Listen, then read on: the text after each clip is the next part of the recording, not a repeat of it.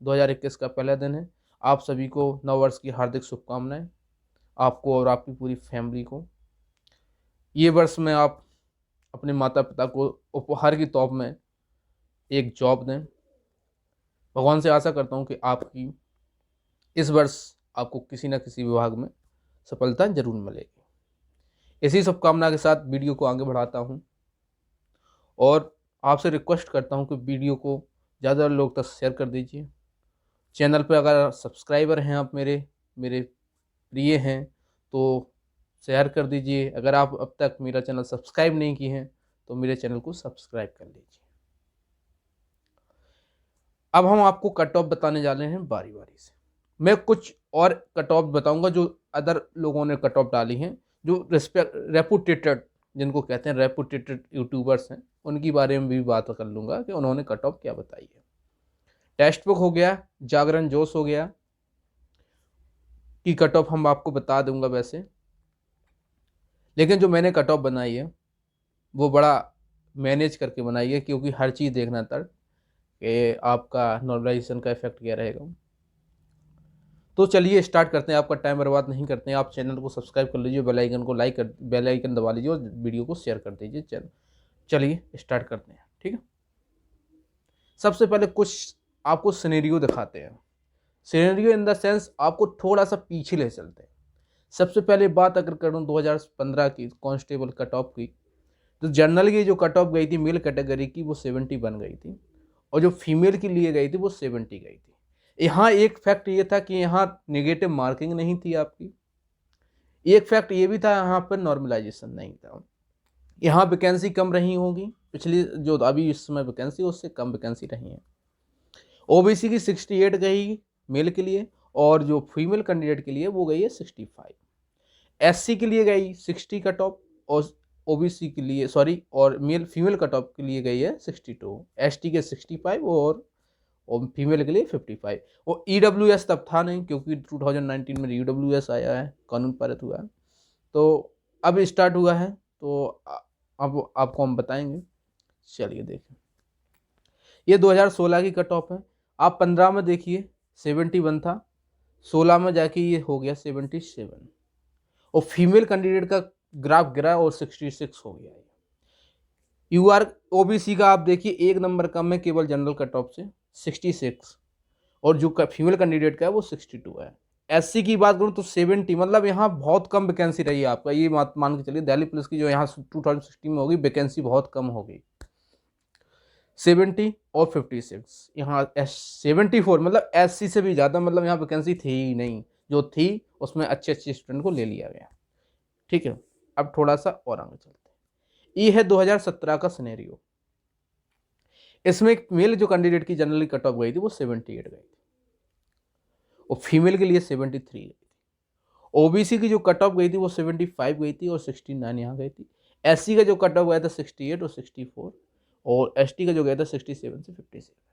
आप एक चीज़ बताइए पहले तो मुझे, जब आपको क्वेश्चन रियली अटेम्प्ट आप करते हैं, एक्चुअल जो करेक्ट क्वेश्चन करते हैं वो आप 60 से 70 क्वेश्चन करते हैं, अब बहुत अच्छा स्टूडेंट होगा वो 70 से 80 क्वेश्चन कर देगा। जब आपका नेगेटिव मार्किंग नहीं होती थी तो आप क्या करते हैं, 20 टिक करके आते। अब पूरे जो रिमेनिंग क्वेश्चन है मतलब 100 आउट ऑफ 100 आप क्वेश्चन को टिक करके आते थे। उससे इफेक्ट ये पड़ता था कि आपके जो नंबर है 4 से 5 इंक्रीज हो जाते हैं। लक बाई चांस अगर आपको अगर ऑप्शन काटना अच्छे से आता है और आपने अच्छे से सीखा है ये सब चीज़ें कि आप नियर बाई जाके लगा देते हैं, तो मे बी वो सही हो जाता है, 90% आपका सही वो हो जाता है। इस केस में क्या होता है, आपके नंबर इंक्रीज हो जाते हैं। यहाँ घटने के चांस कम रहते हैं क्योंकि आपकी नेगेटिव मार्किंग है नहीं, तो आपके नंबर घटने नहीं है। लेकिन इसमें 2019 की 2020 का सिनेरियो थोड़ा सा चेंज है। उसमें चेंजेस ये हैं कि आपकी नेगेटिव मार्किंग है और आपका नॉर्मलाइजेशन है। नॉर्मलाइजेशन इस बेस पर है कि डिफरेंट शिफ्ट में ऑल ओवर इंडिया में आपका पेपर हुआ है, तो इसमें क्या होगा, हर शिफ्ट में पेपर का लेवल थोड़ा सा अलग अलग रहा होगा। लेकिन मैंने जितना देखा है कि वेरिएशन ज़्यादा नहीं है, तो नंबर ज़्यादा इंक्रीज नहीं होंगे, क्योंकि जब वेरिएशन ज़्यादा होता है पेपर एक सेट में, पेपर में एक स्टूडेंट 90 अटैम्प्ट करके आ रहा है और नेक्स्ट शिफ्ट में जो जा रहा है स्टूडेंट वो 56 अटैम्प्ट करके आ रहा है। जैसा कि 2020 में CGL Tier 2 के एग्जाम में हुआ, 18 तारीख की शिफ्ट और 15 तारीख की शिफ्ट उठा लीजिए, जमीन आसमान का अंतर है। वहाँ 90 एवरेज स्कोर था, अटेम्प्ट का बोल रहा हूँ, स्कोर मतलब अटेम्प्ट, क्वेश्चन अटेम्प्ट बोल रहा हूँ, और यहाँ 54 था, 55।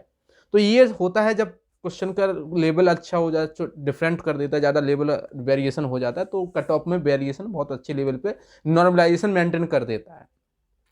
लेकिन यहाँ 2020 में कट ऑफ में जो कांस्टेबल की बात करनी है मैं यहाँ पर, तो कांस्टेबल में जो मैंने देखा है, जितने स्टूडेंट से मेरी व्यक्तिगत रूप से मैं जुड़ा हूँ, तो जिस हिसाब से मैंने देखा और भी यूट्यूबर का सहारा लिया, क्योंकि डाटा बहुत बड़ा होता है, तो कुछ लोगों से हम पूरा चीज़ों को एनालाइज कर लेते हैं और फिर वो जाके फाइनल में गलत हो ही जाता है। तो ऐसा नहीं किया, थोड़ा सा और अच्छे से सोचा और भी चीज़ों को देखा। जो रेपुटेटेड यूट्यूबर्स, हम तो स्पेशल स्टूडेंट जो रेपुटेटेड हैं, हम मिलियन में हैं, तो उनका थोड़ा सा देखा, मिलियन वालों का।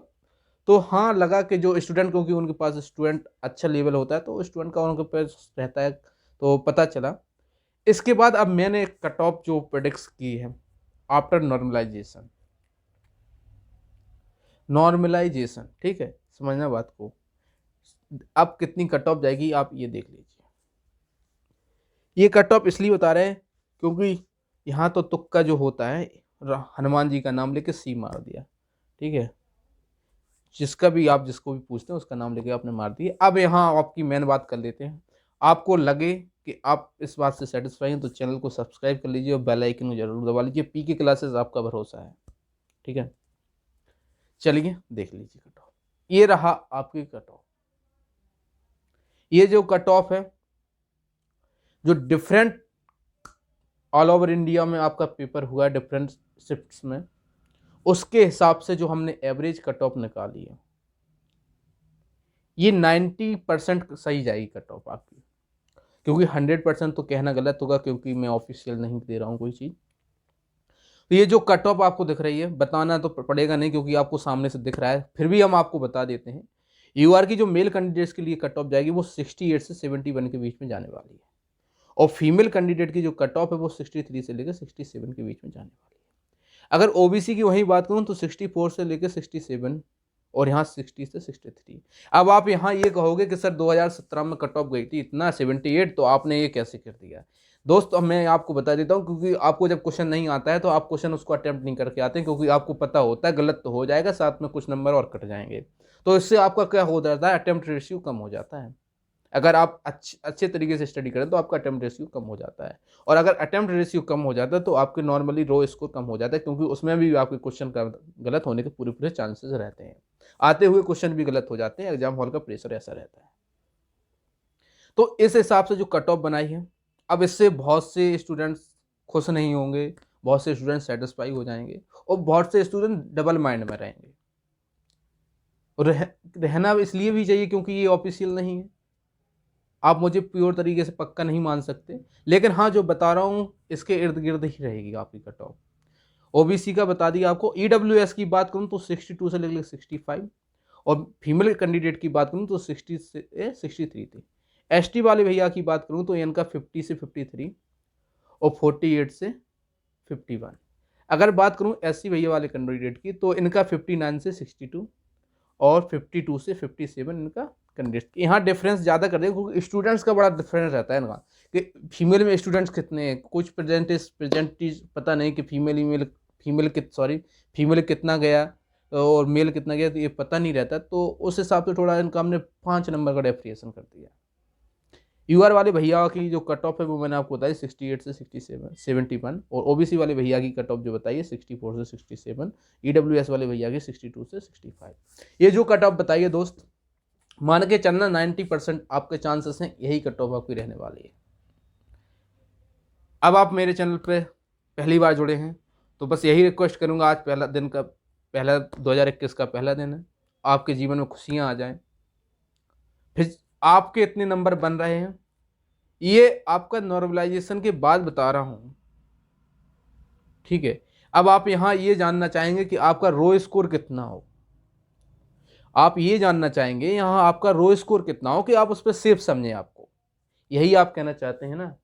तो मैं आपको आपका रो स्कोर यहां आपको बता देता हूं कि आपका रो स्कोर कितना होना चाहिए। अगर मैं जनरल की बात करूं तो जनरल का जो रो स्कोर होना चाहिए, जनरल का जो रो स्कोर होना चाहिए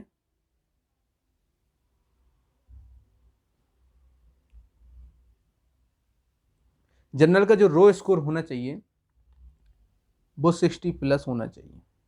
रो स्कोर की बात कर रहा हूँ मैं यहाँ पे। जनरल का 60 प्लस होना चाहिए और ओबीसी का 58 प्लस होना चाहिए।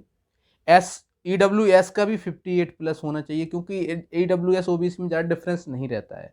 ठीक है, अगर एससी वाले भैया की बात कर लूँ, एसटी वाले भैया की बात कर लूँ, तो इनका 45 के आसपास इनका रो स्कोर होना चाहिए।